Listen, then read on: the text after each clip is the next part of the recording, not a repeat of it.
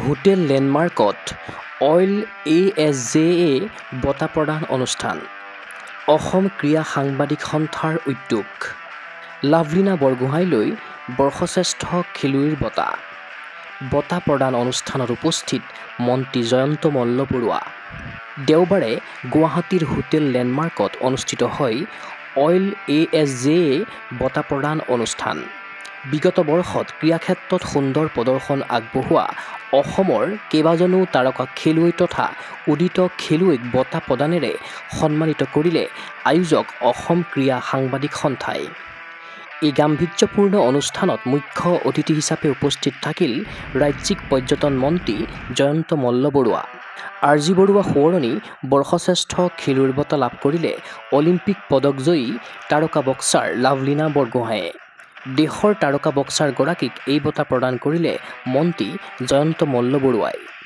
অসম ক্ৰীড়া সাংবাদিক সন্থাৰ প্ৰচেষ্টাক প্ৰশংসা কৰাৰ উপৰি বঁটা প্ৰাপকসকলক শুভেচ্ছা জ্ঞাপন কৰিলে মন্ত্ৰীগৰাকীয়ে। বিগত বছৰসমূহৰ দৰে অসম স্পৰ্টছ জাৰ্নেলিষ্ট এছ'চিয়েশ্যনে অইল ASJY স্পৰ্টছ এৱাৰ্ড আজি অনুষ্ঠিত কৰিছে আৰু মই এই অনুষ্ঠানলৈকে আহি বিশিষ্ট ব্যক্তিসকলক এই বঁটা প্ৰদান অনুষ্ঠান থাকিব পাৰে আনন্দ অনুভৱ কৰিছোঁ আৰু আশা ৰাখিছোঁ যে এইসকল ব্যক্তিয়ে বহুদিন ধৰি এই ক্ষেত্ৰখনত অৰিহণা যোগোৱাৰ স্বীকৃতি হিচাপে অসম স্পৰ্টছ জাৰ্নেলিষ্ট এছ'চিয়েশ্যনে তেওঁলোকক স্বীকৃতি প্ৰদান কৰিছে আৰু সঁচাকৈ এই ধৰণৰ কাৰ্যসূচী আমাৰ ভৱিষ্যত প্ৰজন্মকো উৎসাহিত কৰে আৰু যিসকলে গোটেই জীৱন জুৰি সাধনা কৰি এনেকুৱা ক্ষেত্ৰখনত সহায় কৰিলে তেওঁলোকেও মনত অত্যন্ত আনন্দ অনুভৱ কৰে যে তেখেতসকলক স্বীকৃতি দিবলৈ অন্ততঃ কোনোবা নহয় কোনোবা সংগঠন আগবাঢ়ি আহিছে। সেইকাৰণে মই ইয়াৰ কৰ্মকৰ্তাসকলকো ধন্যবাদ দিছোঁ আৰু বঁটা প্ৰাপকসকলকো শুভেচ্ছা জ্ঞাপন কৰিছোঁ। এই বঁটা গ্ৰহণ কৰি আনন্দিত ৰিঙৰ ৰাণী লাভলীনা বৰগোহাঁই। ৰাজ্যৰ ক্ৰীড়া ক্ষেত্ৰৰ উন্নতিৰ ক্ষেত্ৰত ক্ৰীড়া সাংবাদিকসকলৰ অৰিহণাক একেমুখে শলাগিলে তাৰকা খেলুৱৈগৰাকীয়ে। প্ৰথমে আছাম স্পৰ্টছ জাৰ্নেলিষ্ট সন্থাক মই ধন্যবাদ জনাইছোঁ। ইমান মান সন্মান আৰু লগতে এটা এৱাৰ্ডো মোক দিছে, তাৰ বাবে বহুত বেছি ভাল লাগিছে। আৰু যিহেতু যেতিয়াৰ পৰা খেল আৰম্ভ কৰিছোঁ সকলো স্পৰ্টছ জাৰ্নেলিষ্টৰ লগত এটা বেলেগ মোৰ কানেকশ্যন আছে, কাৰণ তেওঁলোকৰ কাৰণে আজি মই অসমবাসীৰ পৰা যি মৰম পাবলৈ মই সক্ষম হ'লোঁ তেওঁলোকৰ কাৰণেই মই পাবলৈ সক্ষম হৈছোঁ। আৰু যি এটা পজিটিভ এনভাইৰনমেণ্ট স্পৰ্টছ জাৰ্নেলিষ্টসকলে ক্ৰিয়েট কৰে গাঁও অঞ্চলত হওক একেবাৰে ভিতৰুৱা অঞ্চলতো, যি সৰু ল'ৰা ছোৱালীয়ে কাৰণ টিভি চাই পিনি নিউজ চাই পিনি কাৰোবাৰ বিষয়ে গম পায়, মটিভেট হয়। মই যেতিয়া স্পৰ্টছত আহিছিলোঁ তেতিয়া প্ৰথম মই মেৰী কম দিদিক দেখিছিলোঁ, তেওঁক লৈ মই ইনস্পায়াৰ হৈছিলোঁ। এনেদৰে বহুতো যেতিয়া কোনোবা জিকি আহে তেওঁক লৈ পিনি যিখিনি চৰ্চিত হয় আৰু যেনেদৰে দেখুওৱা হয় তেওঁলোকে মটিভেট হয় যাতে আৰু ভাল কৰিব পাৰে, বা তেওঁলোকৰ এটা মটিভেট হয়, এটা হোপ পায় তেওঁলোকে যে এইটো ক্ষেত্ৰত গ'লেও আমি ভাল কৰিব পাৰিম বুলি। সেই সকলোখিনি বস্তু মই ভাবোঁ স্পৰ্টছ জাৰ্নেলিষ্টসকলে দিবৰ কাৰণে সক্ষম হয় আৰু ইমান এটা ভাল কৰ্ম মই ভাবোঁ, কাৰণ আমাৰ গাঁও অঞ্চলৰ পৰা ল'ৰা ছোৱালী যদি ওলাই আনিব পাৰে। কিছুমান ক্ষেত্ৰত এনেকুৱা আছে যে খেলৰ বিষয়ে ভালদৰে গম নাপায়, কিন্তু ক'ৰবাৰ এটাত যদি হোপ দেখা পায় তেওঁলোকে আহিবৰ কাৰণে চেষ্টা কৰে। সকলোখিনি স্পৰ্টছ জাৰ্নেলিষ্টসকলে কৰি আহিছে, তাৰ বাবে মই তেওঁলোকক ধন্যবাদ জনাইছোঁ। আনহাতে এই অনুষ্ঠানত সৈয়দ মুস্তাক আলী ট্ৰফী ক্ৰিকেটত দাঙি ধৰা প্ৰদৰ্শনৰ বাবে নুৰুল আমিন সোঁৱৰণী শ্ৰেষ্ঠ দলৰ বঁটা লাভ কৰে অসমৰ ছিনিয়ৰ ক্ৰিকেট দলে। শ্ৰেষ্ঠ জুনিয়ৰ ক্ৰীড়াবিদ হিচাপে নৃপেন্দ্ৰ নাৰায়ণ সিংহ সোঁৱৰণী বঁটা যুটীয়াভাৱে লাভ কৰিলে বেডমিণ্টন খেলুৱৈ বৰ্ণিল আকাশ চাংমাই আৰু ভাৰ উত্তোলক বেদব্ৰত ভৰালীয়ে। ইয়াৰ বিপৰীতে জুৰীৰ বিশেষ বঁটা লাভ কৰিলে ক্ৰমে মহিলা ক্ৰিকেটাৰ উমা চেত্ৰী, মহিলা ফুটবলাৰ অৰ্পণা নাৰ্জাৰী আৰু এথলেটিক্স খেলুৱৈ মেহেদী হাছানে। ইফালে উদীয়মান ক্ৰীড়াবিদৰ বঁটা লাভ কৰে অসমৰ দ্বিতীয়গৰাকী আন্তঃৰাষ্ট্ৰীয় দবা মাষ্টাৰ মায়ংক চক্ৰৱৰ্তী আৰু টেবুল টেনিছ খেলুৱৈ দিবিজা পালে। এইবাৰ জীৱনজোৰা সাধনাৰ পুলিন দাস সোঁৱৰণী বঁটা প্ৰদান কৰা হৈছে বিশিষ্ট ক্ৰীড়া সাংবাদিক পবিত্ৰ গগৈক। প্ৰতিটো বঁটাতে নগদ ধনৰ লগতে প্ৰশস্তি পত্ৰ আৰু স্মাৰক আছে।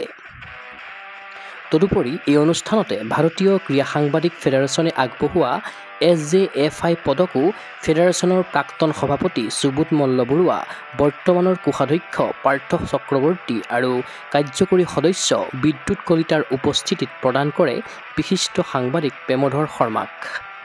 বঁটা প্ৰদান অনুষ্ঠানৰ সন্দৰ্ভত জনালে অসম ক্ৰীড়া সাংবাদিক সন্থাৰ সম্পাদক ইমতিয়াজ আহমেদে। অনুষ্ঠানটো আজি প্ৰায় কেইবা দশক ধৰি আমি চলাই আহিছোঁ।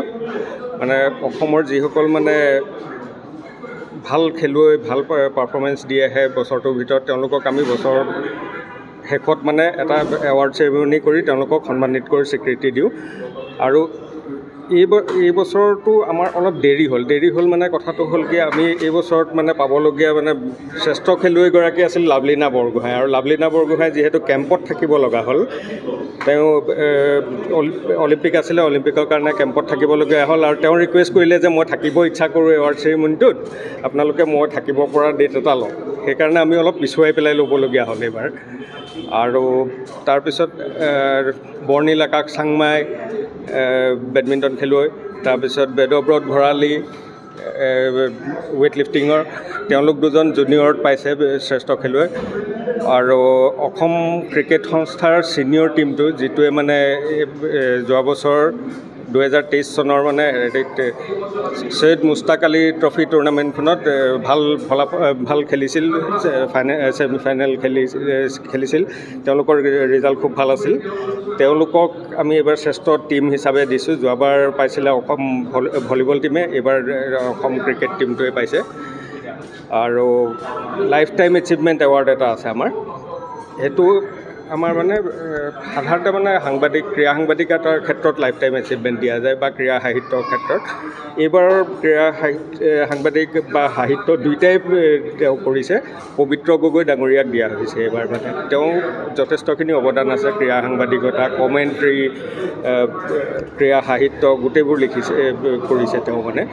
আৰু নিজে এজন খেলুৱৈও আছিল, কোচ আছিলে, সেইকাৰণে তেওঁক লাইফ টাইম এচিভমেণ্ট এৱাৰ্ডটো এইবাৰ দিয়া হৈছে।